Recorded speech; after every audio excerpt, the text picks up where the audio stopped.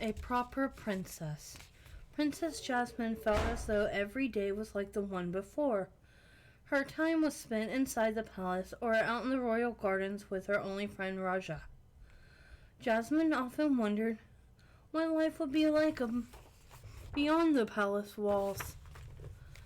One day Jasmine saw Jafar with a bunch of envelopes for her father. "Who are those letters from?" she asked. Jafar stepped forward. "Silly complaints of the people," he said. "Pure nonsense." "Nonsense," squawked Iago. Jasmine asked to read the letters, but the Sultan refused to let her. This was nothing for the princess to worry about. "But father, I want to help," said Jasmine. "I want to do something."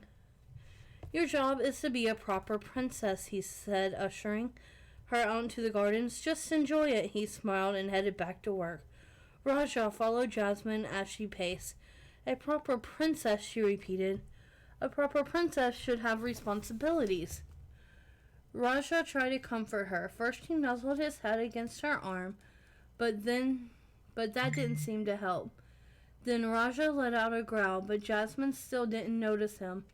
Finally Raja planted himself in front of her. That's when Jasmine noticed something in his mouth. It was one of the letters. Jasmine hurriedly read it. The letter was from a merchant who was upset about the old town square.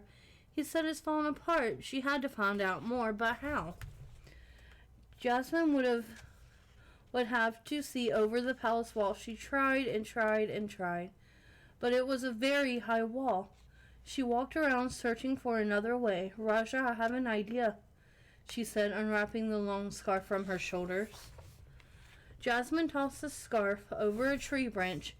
Then Raja held an end in his mouth while she held onto the other end. Slowly Raja and Jasmine rose up the branches of the tree. She kept climbing until she could see over the wall. And there was the old town square. Jasmine saw it was in need of repair, so she quickly thought of a plan. Jasmine rushed to tell her father about it, but he interrupted her and became angry when he learned she had climbed a tree. "This is not proper behavior," he scolded. Jasmine wouldn't get up. "Most of these letters are surely about the square," she said, picking up another from his desk. "Father, have you read any of them?" The Sultan shook his head. Jasmine described what she had seen and told him about her idea. What Agrabah really needed was a new marketplace. "With what funds?" Jafar hissed as he slithered through the doorway. Jasmine knew in her heart that Jafar did not care about the people. "I will fund it," she said boldly. "I will happily offer my jewels for such an important project." Jafar chuckled. A proper princess does not give up their jewels. The Sultan quieted Jafar. "A central market in Agrabah," he said, looking at his daughter with pride. "Yes." From then on, the Sultan gave Jasmine the responsibility of reading the letters. But she also had many thank you letters to read. The merchants were so happy to see their marketplace repaired and now filled with treasures from around the world.